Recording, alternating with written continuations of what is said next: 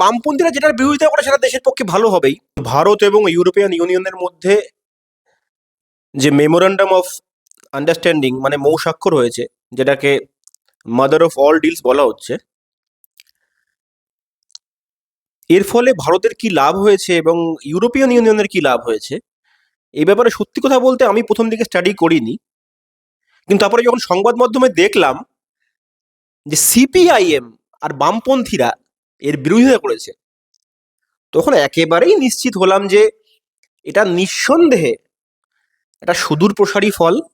এবং ভারতবর্ষ এবং ইউরোপিয়ান ইউনিয়নের মধ্যে যে ডিল হয়েছে, মাদার অফ অল ডিল যাকে বলা হচ্ছে, এটা নিঃসন্দেহে একটি ফলপ্রসূ এবং ভারতের পক্ষেও যথেষ্ট মঙ্গলজনক।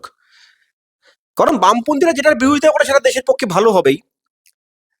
এই ডিলের ফলে কি হয়েছে? এই ডিলের ফলে ভারতের টেক্সটাইল পণ্য, ভারতের ফার্মাসিউটিক্যাল পণ্য, ভারতের তৈরি যন্ত্রপাতি, ভারতের পরিশোধিত পেট্রোলিয়ামজাত পণ্য, সেগুলো ইউরোপের মুক্ত বাজারে বিনা ট্যারিফে যাবে, রপ্তানি হবে।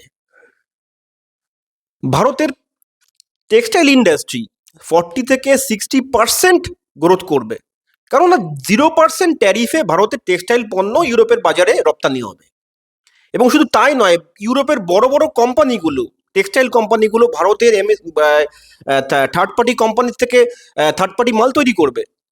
এক্ষেত্রে ভারতের ছোটখাটো টেক্সটাইল কোম্পানিগুলি লাভবান হবে।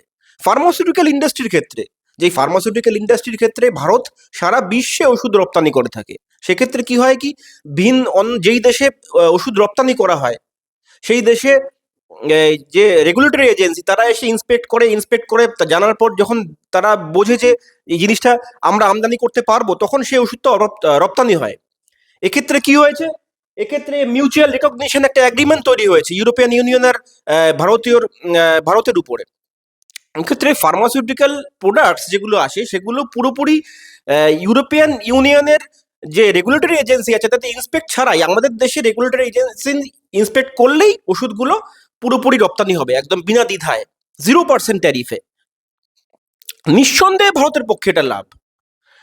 স্কিল্ড বিজনেস বেশি চালু হবে। ভারতের অভিজ্ঞ ভারতের যারা ট্যালেন্টেড আইটি ইঞ্জিনিয়ার যারা রয়েছে, যারা প্রযুক্তিগত ক্ষেত্রে পড়াশোনা করেছে, তারা ইউরোপে গিয়ে ভালো কাজের সুযোগ পাবে। ইউরোপিয়ান ইউনিয়নের মধ্যে 27টা দেশ রয়েছে, এটা সোজা কথা না, 27টা দেশ ইউরোপিয়ান ইউনিয়নের মধ্যে। সেই 27টা দেশে ভারতের এত সব পণ্য, এত ব্যবসা করতে পারবে। আর তার বিরোধিতা করছে সিপিআইএম। দেখুন, সিপিআইএম সবসময় ভারতের এই যে মুক্ত অর্থনীতির বিরোধিতা করে এসছে।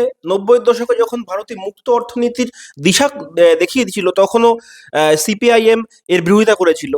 ভারতের যে কোনো কিছুর ক্ষেত্রে, যে কোনো যেটা ভারতের দেশের পক্ষে মঙ্গলজনক, সেসব সবকিছুর ক্ষেত্রে সিপিআইএম বিরোধিতা করেছে।